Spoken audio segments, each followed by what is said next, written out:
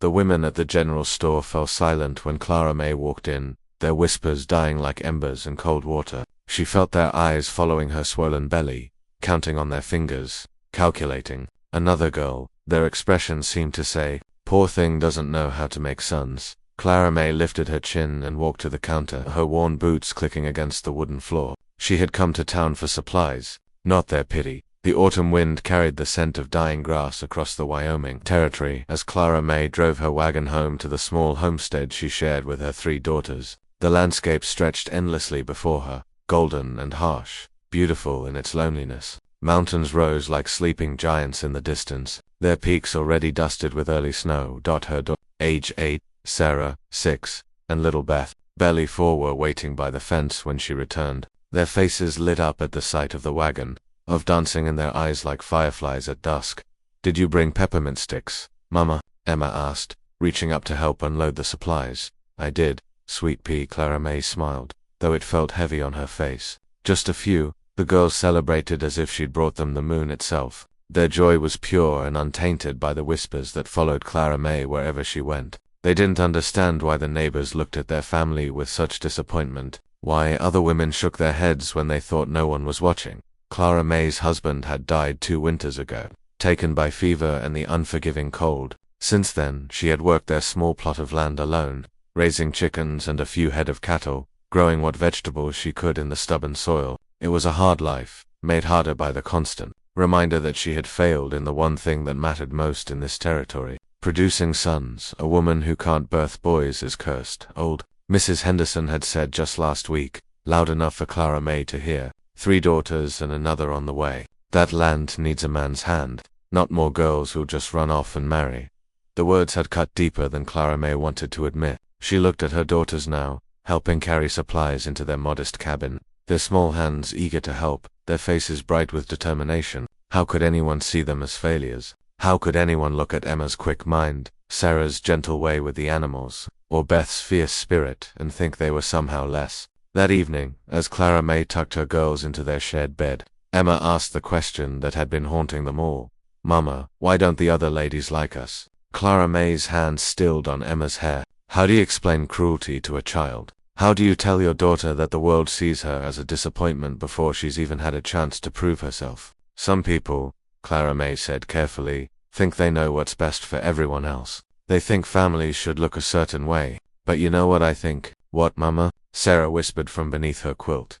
"I think families are like gardens. Some grow tall sunflowers, some grow sturdy oak trees, and some grow the most beautiful wildflowers you ever did see. We're a wildflower family, and that's just as good as any other kind." Beth giggled sleepily. "I like wildflowers, Mama, so do I, baby girl." "So do I." The next morning brought a visitor. Clara May was hanging laundry when she saw the rider approaching, a tall man on a paint horse, moving with the easy grace of someone who belonged in the saddle. She recognized him immediately, Jackson Reeves, who owned the large ranch that bordered her property to the east. She had seen him at a distance before, working his land with a crew of hired hands, but he had never come calling. Her heart quickened as he drew closer. Was he here to make an offer on her land? She had heard whispers that he was looking to expand his holdings. The thought made her stomach clench with worry. Jackson dismounted near her fence, tipping his hat politely. He was younger than she had expected, maybe with kind eyes and calloused hands that spoke of honest work. Double quotes Mrs. Patterson, he said,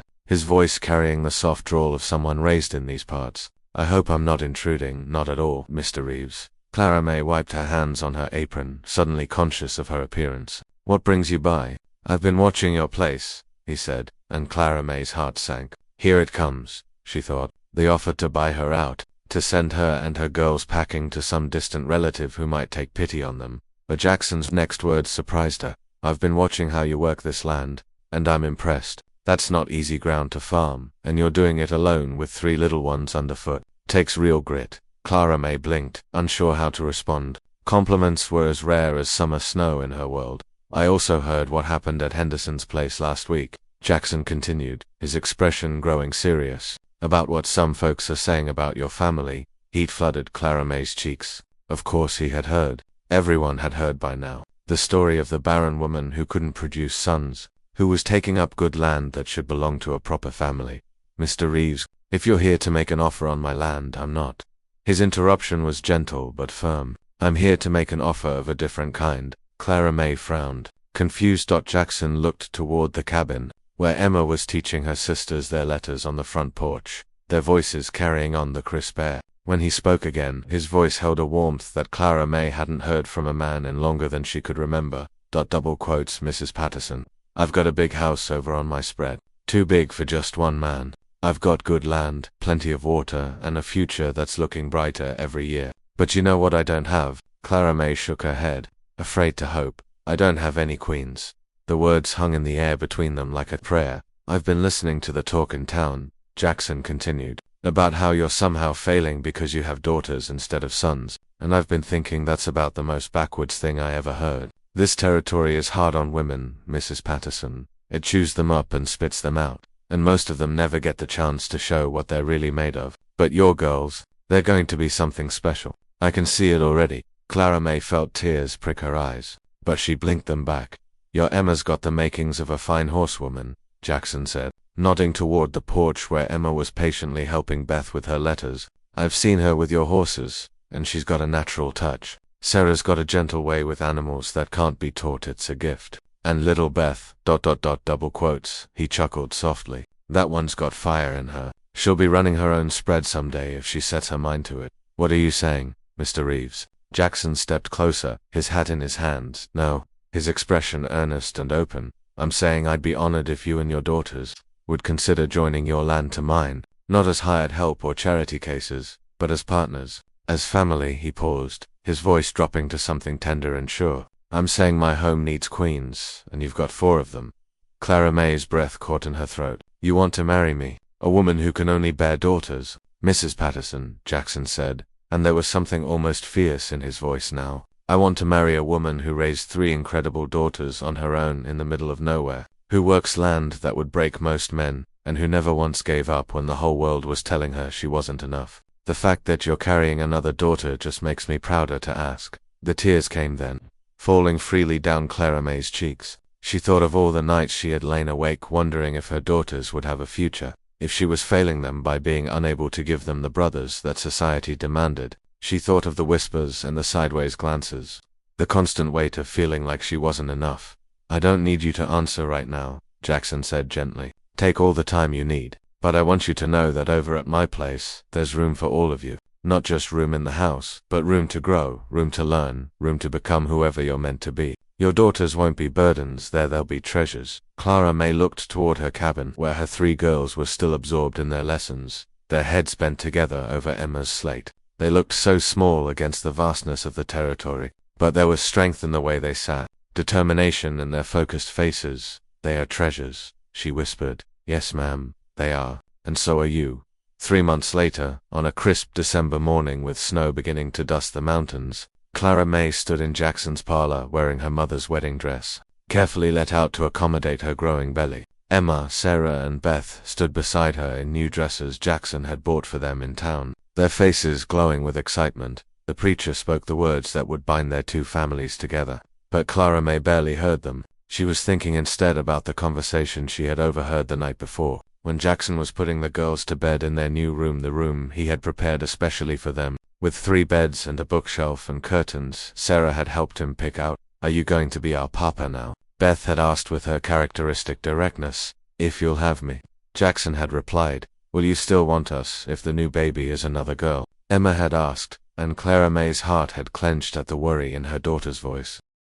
Jackson's answer had made Clara May fall in love with him all over again. Emma, honey, let me tell you something. This house was feeling pretty empty before you all came along. Now it's full of laughter and questions and the sound of little feet running up and down the stairs. Whether your mama has a boy or another girl, this family is going to be just right. We don't need anything different than what we have now. As the preacher pronounced them husband and wife, Clara May felt something she hadn't experienced in years. The deep, bone-deep certainty that she and her daughters belonged somewhere, that they were wanted, that they were enough. Jackson kissed her gently, and she could hear her daughters giggling behind them. When they turned to face their small congregation, up mostly of Jackson's ranch hands and a few neighbors who had come around once they realized Jackson Reeves was serious about his intentions, Clara May saw something she had never seen before. When people looked at her family, she saw approval, respect, even a little envy from some of the other women, whose own marriages were arrangements of convenience rather than choice. "Ladies and gentlemen," the preacher announced with a broad smile, "I present to you Mr. and Mrs. Jackson Reeves and their daughters." Their daughters, not her daughters who happened to be marrying into Jackson's family, but their daughters. The distinction meant everything. That evening, as they celebrated with a simple supper in their new home, Clara May felt the baby kick strong and sure beneath her ribs. Jackson's hand found hers across the table, and he squeezed gently. "Boy or girl?" he murmured, low enough that only she could hear. "This baby is going to be lucky to have such strong sisters to look up to." Clara May smiled, watching Emma help Beth cut her meat while Sarah regaled them all with a story about the barn cat's latest adventure. These were her queens, she thought, her wildflowers, and finally, they had found soil where they could grow. Outside, the Wyoming wind howled across the plains, but inside the warmth of their home, for queens and their king made plans for tomorrow, and the tomorrow after that, and all the tomorrows that stretched ahead of them like an endless, golden promise.